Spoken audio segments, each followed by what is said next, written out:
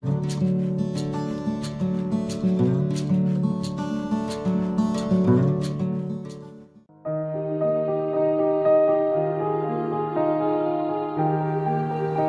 মাছেৰে ঠেকেৰা টেঙাৰ এখন আঞ্জা বনাম।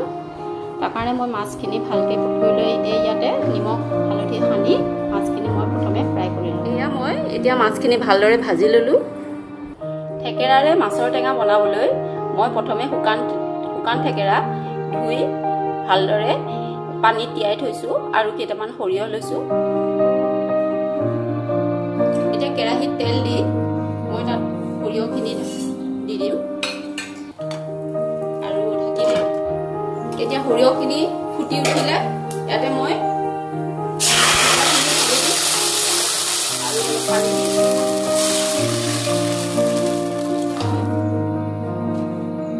নিমখ আৰু হালধি দিম। হালধি দি ঢাকি দিম।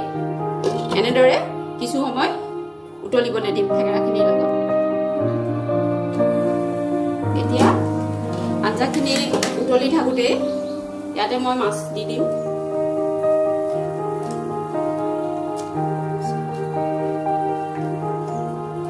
মাছখিনি দি আৰু কিছু সময় ভালদৰে টেঙাখিনিৰ লগত উতলিবলৈ দিম।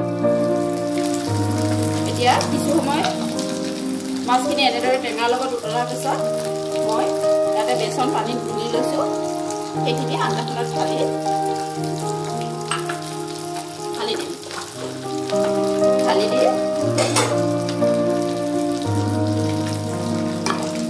এনেকৈ লৰাই আৰু 5 মিনিট সময় এনেদৰে উতলিবলৈ। এতিয়া আমাৰ আজিৰ ঠেকেৰা মাছৰ টেঙাখন ৰেডি হ'ল। এতিয়া চাওকচোন কি ধুনীয়া কালাৰ আহিছে আঞ্জাখনৰ। গতিকে মই এতিয়া এইখিনি বেলেগ এটা বাচনত নমাই লওঁ। এয়া আজি ৰৌ মাছৰ সৈতে ঠেকেৰাৰ টেঙা আঞ্জা আমাৰ বনোৱা হ'ল। আপোনালোকেও নিশ্চয় ঘৰত ট্ৰাই কৰিব।